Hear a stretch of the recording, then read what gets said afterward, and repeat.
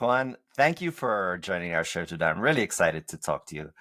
I want to do something a little strange. We're going to start with a little bit of myth debunking. I'm going to say some things that might be true or false, and you're going to tell me right or wrong and give an explanation. We're going to jump right in. Being an entrepreneur is easy. False. False. Why? It's the hardest thing I've ever done in my life, and I've really done very hard things already. So I argue that being an entrepreneur is somewhat like, and no offense to people who actually have the disease, but it's something like manic depressive. You sometimes have the best day of your life, and sometimes it's the worst day of your life.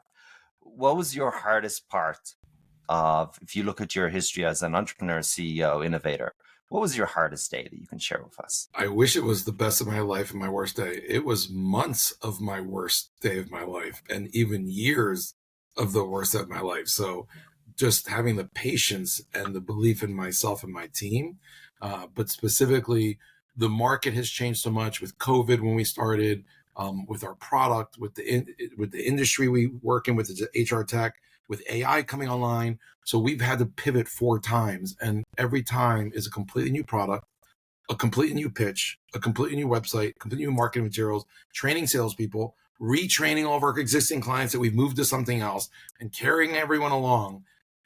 Oh my God, that's the hardest thing I've ever done in my life, and it is not. When we listen to, all the famous people, they're like, oh, how did I succeed? By trying again and again and again. I never gave up. Is there a time that as an entrepreneur you need to give up? Yeah. So 3 months ago, I was interviewing CEOs to replace myself. So I was giving up. I had tried everything.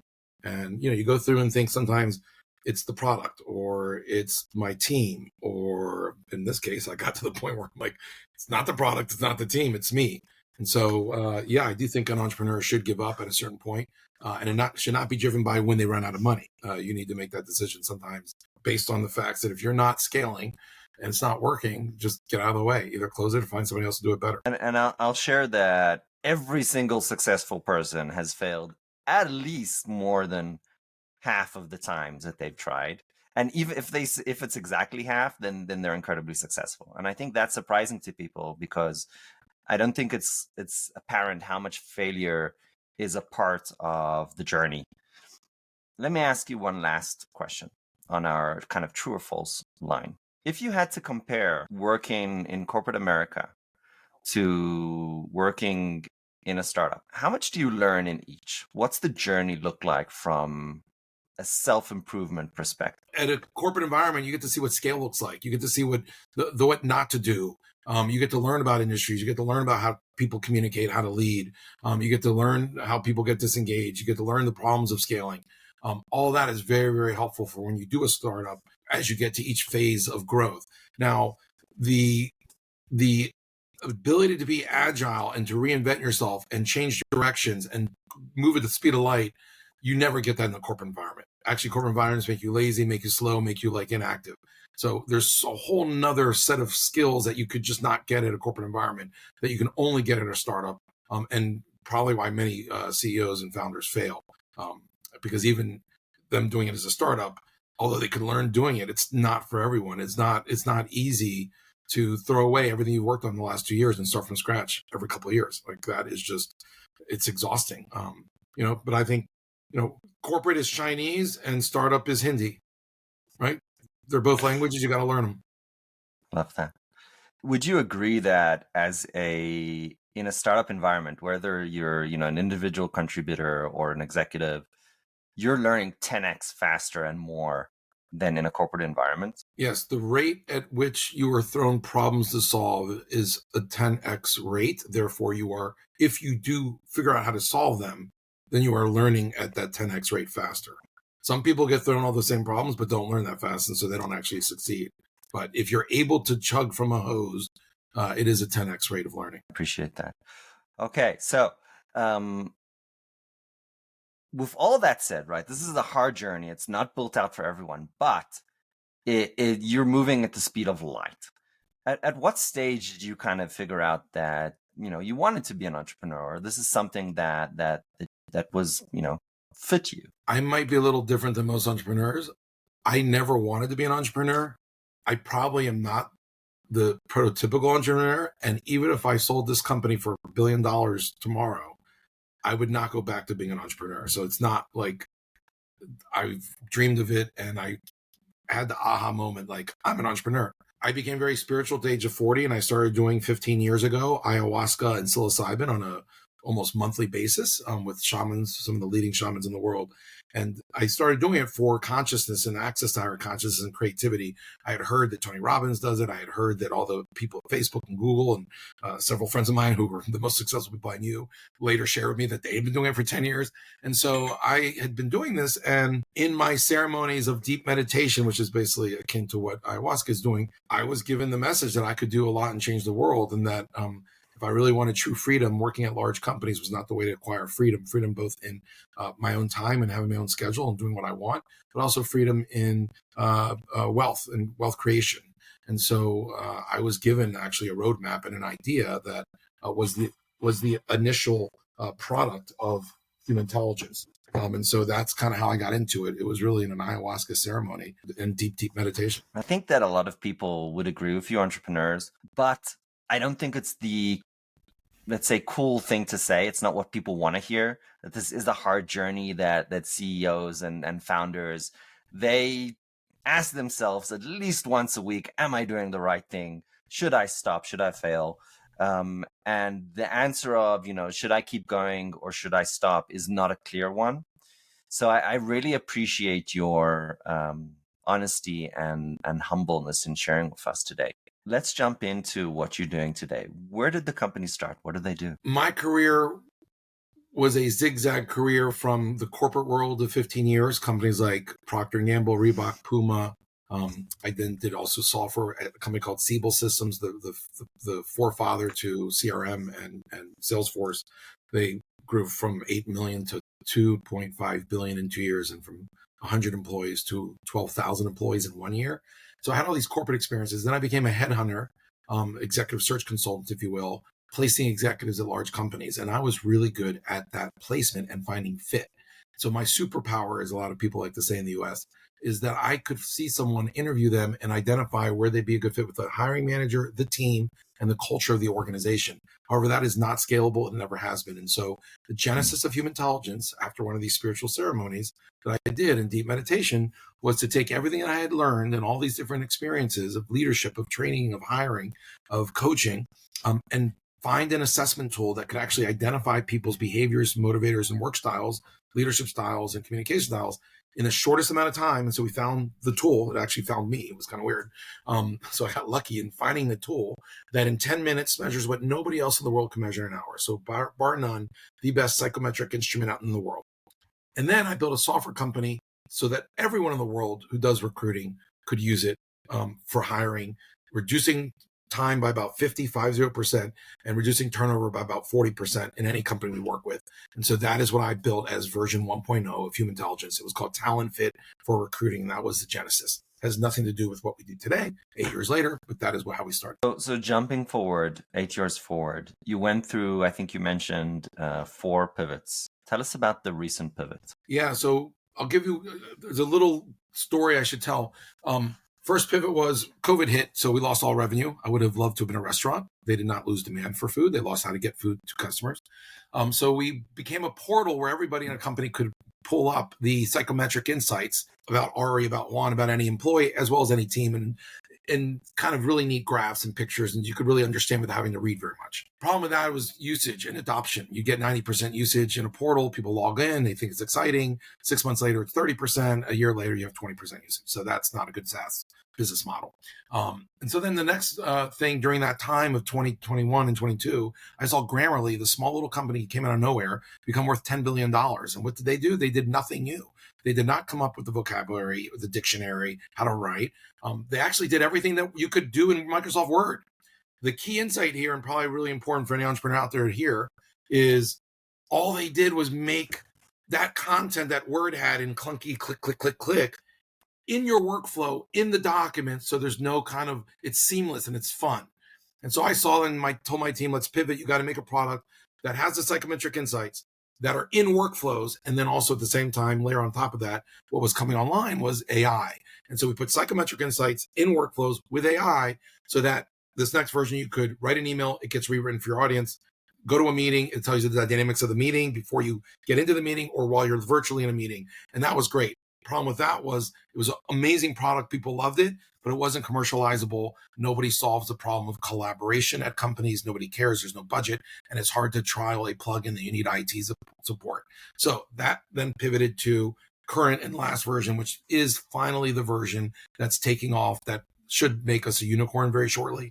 And that is HT Coach, Human Intelligence Coach. Imagine the coach that companies pay $30,000 for, an in-person coach to help leaders develop a leader about how to lead their team dynamics, psychometric assessments.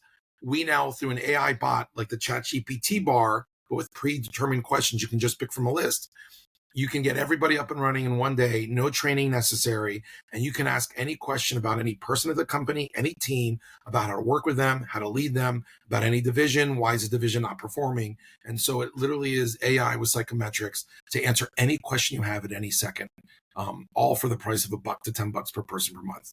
Truly transformational. So that seems impossible. So let's jump into it. Tell us a little bit about what is the problem, who is using the software, and what's the pain that they have regardless of the software. What are they trying to do on a database basis? Where are they, quote unquote, failing or struggling? Great question. So I'm going to split it between small and then large companies. Small companies today do not have the budget or the time to hire a talent development, talent management, or learning development team or group. That costs millions of dollars just to have the team. And then you have to bring in IO psychologists and consultants to do workshops with leaders across the organization. So they don't even have the chance or choice to do these kind of programs. That is one problem. Small, mid-sized companies can't do it. Large companies do it and have those teams. The problem is they spend millions of dollars to only do this for the high potentials, let's say 10% of your 20,000 employees. And when they do the workshops, it's all conceptual, it's outside of work, and the information, whether it's Hogan or Lominger or predictive index, nobody remembers it, nobody uses it with their team, and 2 weeks later, the value to the organization is zero. So that is the problem. How do you get an ROI out of these tools that have been used for 80 years, but that everyone knows are completely ineffective when leaders and teams get back to work, and it's only for the privileged? This tool gives you $50,000 of value for every single employee for a couple bucks a month, because now everybody has their own coach. Every small company can now have a starter kit to do all these same things without having to hire anybody and just letting the AI do it for you. And actually the AI results are better than any in-person coach you could ever hire. So let me break this down, right? Because really what this is democratization of a mentor. That's really what it is, right? I've been fortunate enough to go through those programs. With me, it was Korn Ferry, I believe. And Yep. you kind of go through it, and it does have an impact at the moment. Yes, it's great. But every single person who goes through these programs, the feedback they say is that it was hard for them to do that adjustment from the insights that they had into how do I do this in the work environment? Because and it's personalized for their situation, for Exactly. Mary, for John, for Peter, who work for them. Exactly. So I want to break this down even more and talk about a specific, and no names, no company names or people names, but a specific example of a specific person, maybe from your own experience, where you encounter a specific type of problem and the system can kind of help you, guide you through it, so the audience can get a real tangible understanding of the tools and techniques that can be used in the process. I'm going to give you 4 layers, because there's 4 layers of kind of how you aggregate the data of the psychometrics of all the employees. Okay. First is understanding others, right? So if you're going to work at Coca-Cola and you're working with somebody in London and you're in Atlanta and you're now put on a new team together, instead of waiting 3 months to have friction, why don't just pull up this tool, this AI bot, and say, and let's say Ari's in London and Juan's in Atlanta.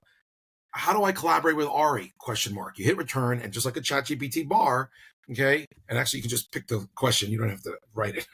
It'll say, Ari's extremely decisive, loves detail, loves data, but you're really deliberate and you're conceptual. both of you have to come to the middle to see where each other's at so you can work best together. That's kind of understanding others. Or let's say you have Hold a new on, boss. let's break that down Okay, for a second. So one of the I think the most impactful social psychology biases that I learned about, because I felt that that was the one I was failing at, is called egocentric bias. Now, okay, what egocentric bias is, and I'm sure you know all about this, is that you assume that other people are like you. So if correct, you're a heavily data-driven decision maker, you're assuming that the person across the board is exactly like you. So what you're going to do is you're going to throw data at them. But that's not always the case, is it? correct. It's not. You could be facing somebody who really cares about the why. Why are we doing this? How is this going to benefit the organization? You could be facing somebody on the other side who wants to know, how is this going to affect their team? And in fact, they might know that it's a great opportunity, but they have a fear that this might, affect their team in a negative way. They're going to be out there guarding their team first and foremost, and you have no idea they even care about this. Correct. So, a lot of people discount let's call them for a second. It's not exactly that, but a lot of people really hate the personality tests because they have to a large extent been disproven by science. But there's a different aspect of it, which is really, how do you adjust your communication and your work approach to the person across the table? That has been proven to be incredibly effective. So if we kind of separate those two things, this is an incredibly important and scientifically proven aspect of social sciences. So I just wanted to break that down for the audience. So having an understanding on how to ask yourself questions, on find gaps in your own logic on how to communicate yourself is actually incredibly helpful. And we bring it to life for all employees at a company in any language in the world in one day. That is incredible, right? So that was the first aspect of it. Yes. What's the second aspect? Yeah, and I'll stay on the understanding others. Another thing is, if you're a leader and you're giving a sensitive performance review, and we've all been there before, and you don't want to hurt the person's feelings, you can literally just say, how do I write this performance review for Ari?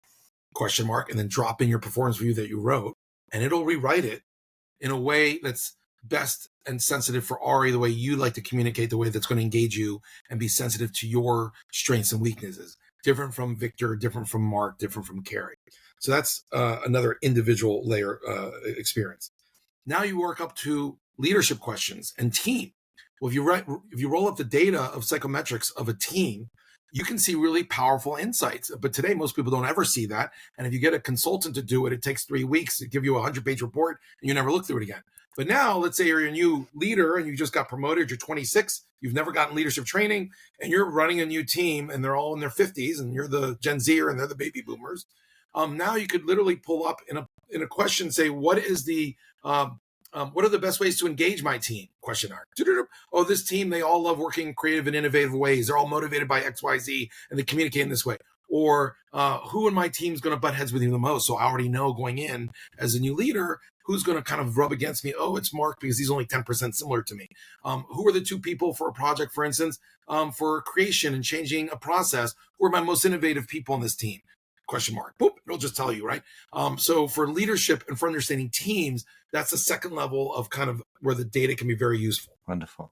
I want to play the devil's advocate here for a moment. If the system is telling you, oh, this is the best approach, this is the best person for this, but people evolve, people grow, people change, people also want to try new challenges. Yep. Are we not biasing our executives or team members based on information that the system might have wrong, or maybe was right a month ago, but that person is actively working to become better, and maybe they've had a breakthrough? How do we Great balance, question. let's say, this biased information and the human nature of people to improve and get better, and not be put in a corner? Great question. So several points to that question. One is, this is a tool that we use that is scientifically validated for 35 years, and at 92% across tens of thousands of people. We've had over 3 million people take it. For every question, it's 92% or more accurate. For every 10,000 people who take it, only 1 turns it off after they take it. Those are exceptional numbers. We also make it voluntary at every company. So 94% of people actually do take it, and 6% end up withholding from taking it. You can also write, hey, I'm actually sure, naturally I'm deliberate, but I've learned how to be very decisive. So you can actually write and say this is 8 out of 10, and you can actually qualify what's different. And that gets shown in your results. But yes, people change, and people, the most agile people and the best people in sports on a basketball team or a soccer team are not the ones who are only right-handed or right-footed, but the ones who also learn how to be left-handed and left-footed. The same thing happens with your soft skills.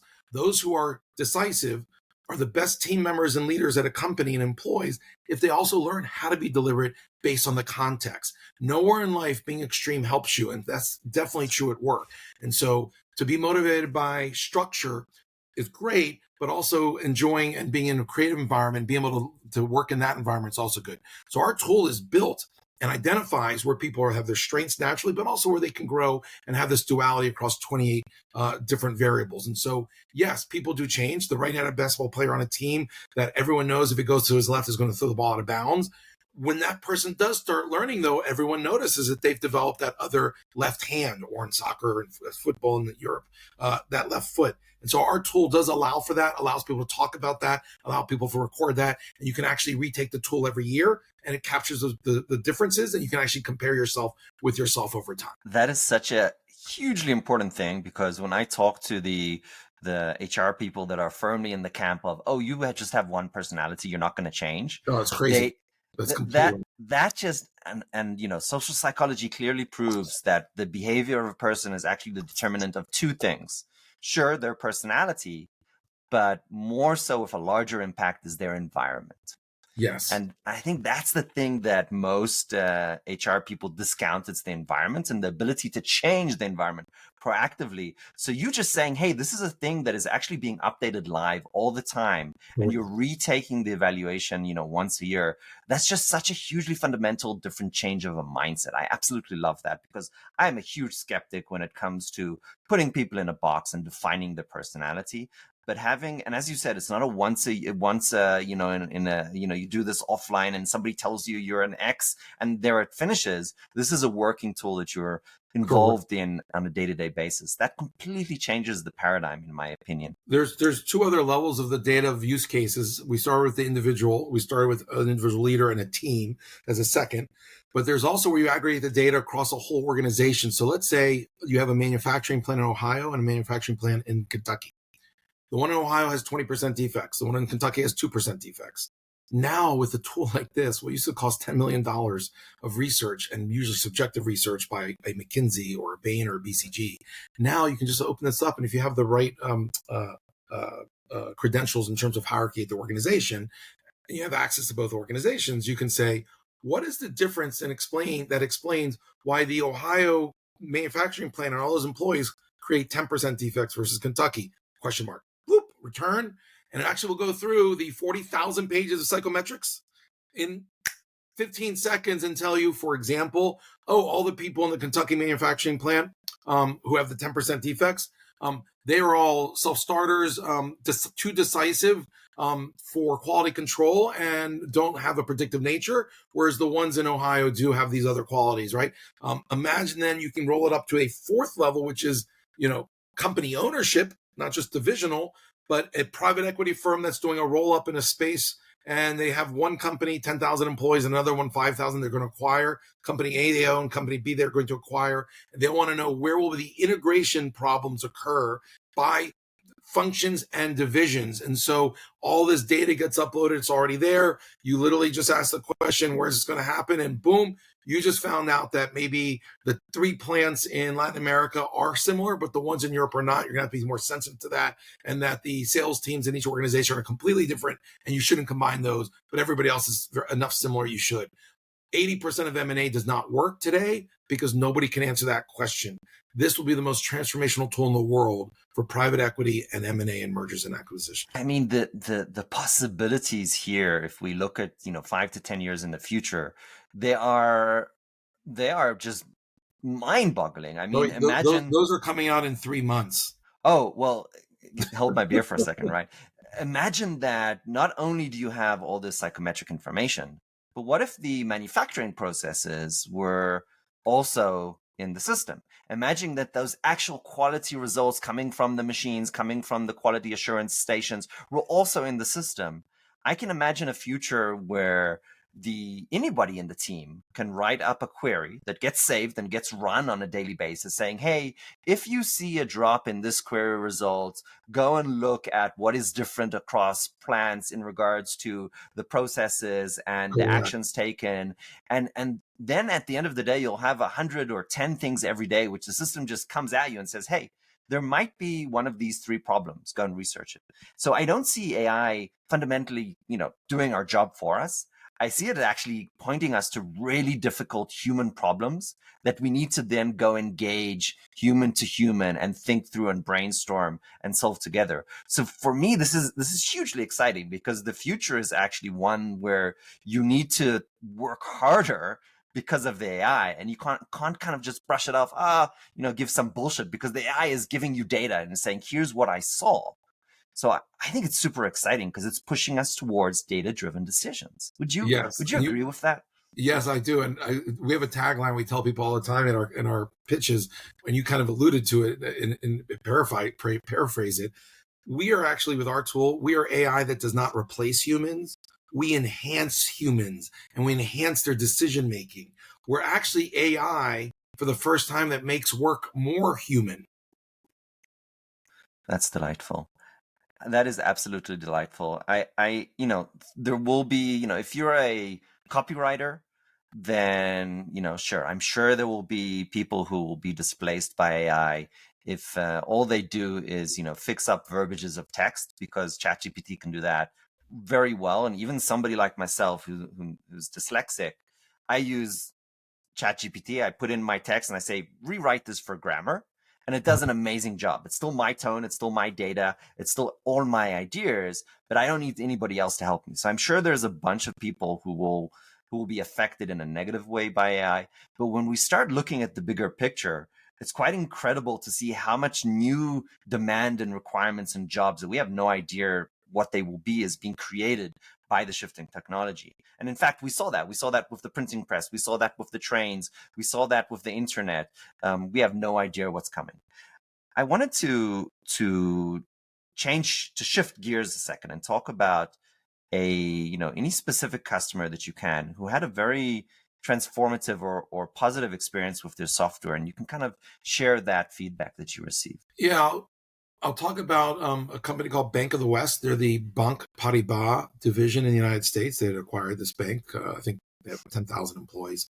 Their model of talent development and leadership coaching was, $30,000 per leader. They had about 600 leaders, and they couldn't have all these people going through this expensive training every month. So, it was a 3-year program. They would take 600 people over 3 years and give them these kind of like quarterly sessions for 3 hours to sit with a high-end assessment tool and sit there with all the different assessments for the team underneath that leader.